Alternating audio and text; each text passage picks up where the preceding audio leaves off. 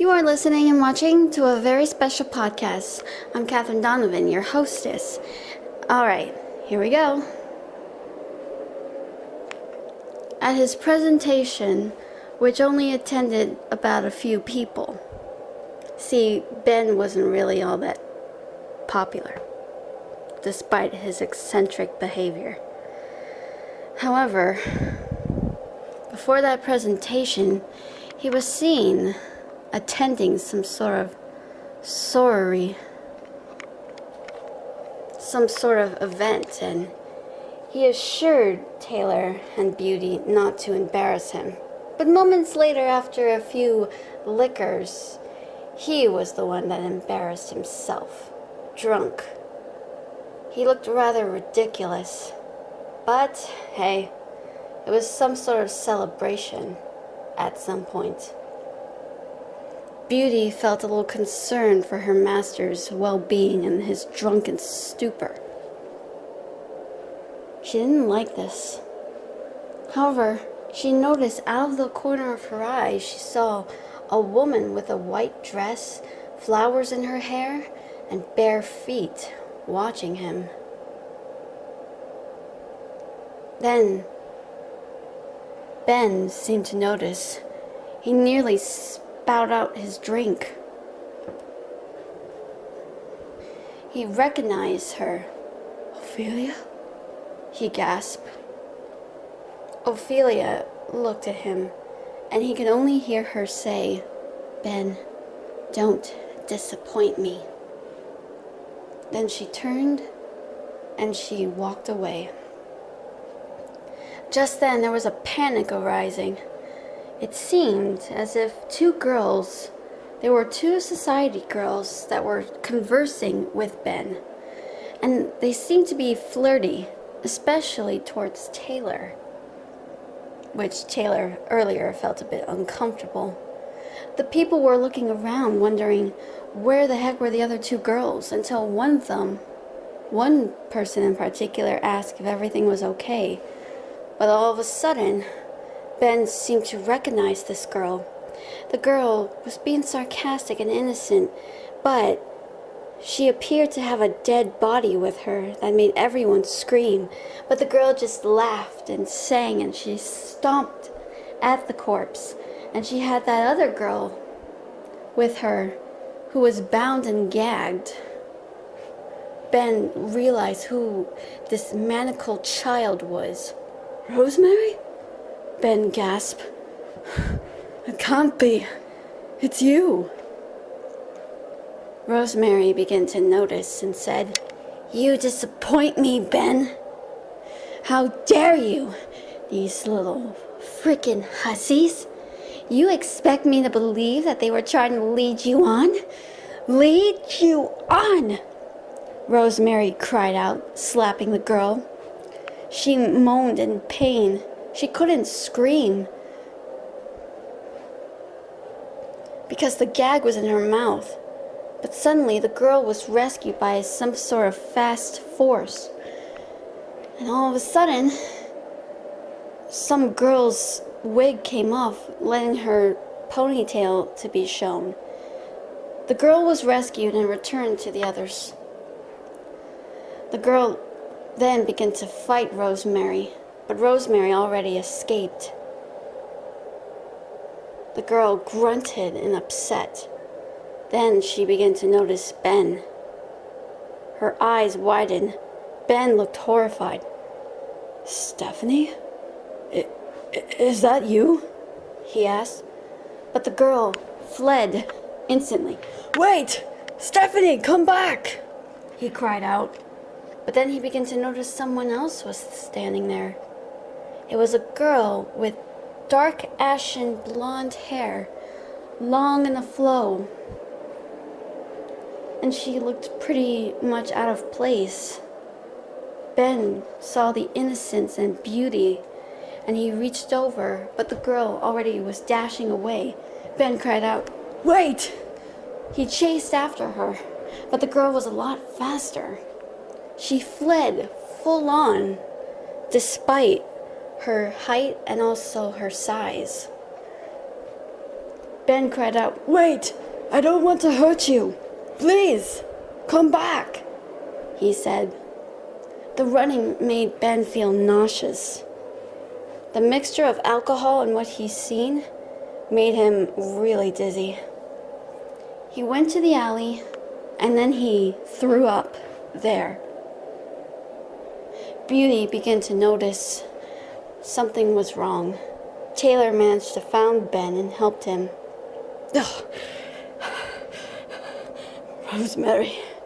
That was Rosemary. I know that was her. She's alive. She's alive. Ben gasped. He gulped.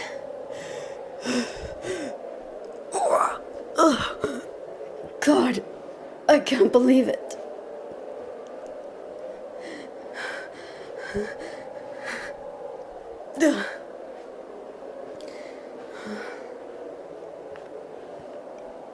He kept saying the name Rosemary. However, Taylor and Beauty helped him to get back. Once they returned, Ben managed to regain his composure. Beauty gave him some water and he managed to drink it down. He looked really sobered, but also a bit hungover. You look terrible. Well, drinking a lot, that doesn't do much for a young man now, is it? But he looked really distressed. Who is this Rosemary? Beauty asked. My father.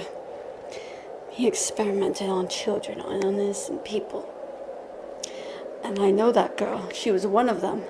I knew her for a long time. I was the only one who was kind to her. But I always was kind to the children. But they showed kindness to me in return. I'm not saying the children did, but I was the son of Marcello. I cannot believe this. Oh, God.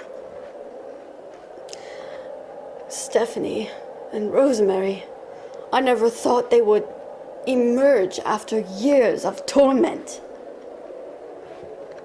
Ben somehow slumped over, his hand over his eyes. Beauty was concerned. Taylor said, I didn't know about your past life. I'm sorry, he said. Ben managed to calm down. Yes, well, nothing to it. I believe we all had a long night. However, Ben could not get that girl out of his head. That pretty girl with that dark, long, ashen hair. And how she looked out of place, but something about her. She looked virtuous, beautiful. She must have been a natural beauty.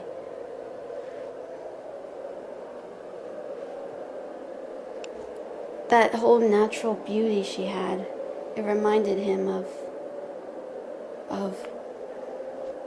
again, he had a bit of a flashback.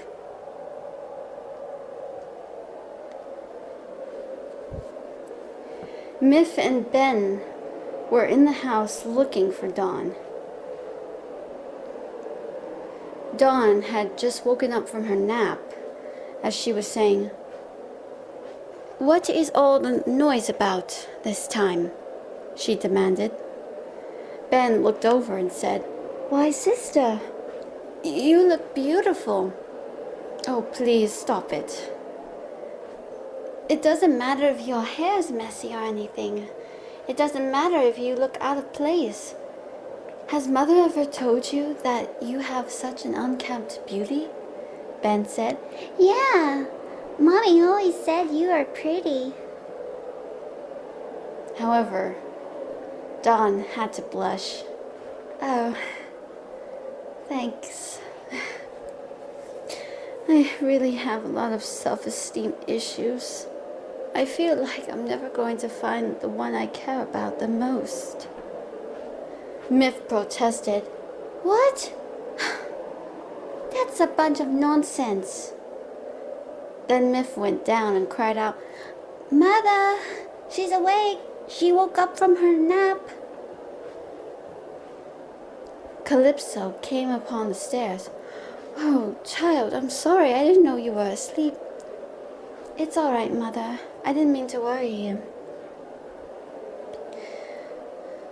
Are we going shopping? Yes, we are. You two are going to have fun? Ben asked. Yes. Miff then said, Mother, Dawn was saying that she has a lot of self-esteem issues. Dawn rebuked her. Miff! Calypso looked at Dawn in surprise. Is that why you're buying those fancy magazines and makeups? Oh, you don't need makeup. Well, all of the girls are pestering me. They want me to get surgery around my bosom. They want me to just lose weight. I really don't feel confident in myself, Mother. Oh, why would they say those things? Look at you. You are thin. You're beautiful. You have a very nice figure. Look at you. You look very beautiful. I don't know why those girls are trying to pressure you. You have very natural proportions. They're just jealous because you're quite curvaceous. You haven't even pulled on weight. Oh, Mother. Curves, that sounds another way to gain weight. Curves are part of your buxom appearance. Mother, what's buxom? Ben said. What is it? Miff also asked. I'll tell you about it when you're older, I promise. Come now. Then Ben said, You look like an angel, sister. I would never be the one to look at you and think you need makeup. Never think of yourself that way. Dawn realized this and said, You're right. I'm sorry, I didn't mean to trouble you. It's just all of the other boys don't even recognize me. Oh, you'll find someone to care about, sister, I promise. You have really good friends. Ben said, True, I do have male friends, but we're only just friends, that's all. Oh, you'll never know. Perhaps this friend of yours will bring you happiness. Sure. Come, let's go shopping. Miff tagged along. Ben then waved, saying, Goodbye. Please be careful, he called out. We will. Take care of yourself, Ben, the mother said, and off they went. The flashback ended. Ben woke up from the dream he had, from the memory, and he realized looking out the window was the break of dawn. He sighed. A new day, huh? He looked over and he saw Taylor was asleep. He had been working all night. Ben felt a bit bad, making him work so much.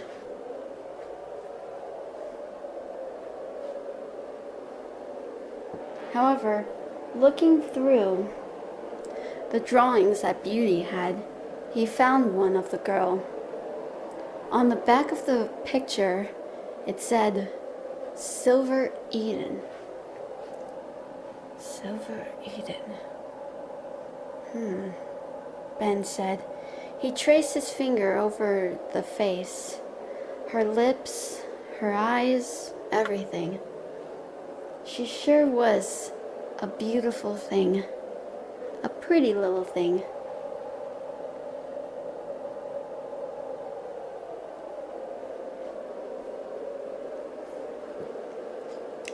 Yep. Find out what happens next. See you next time.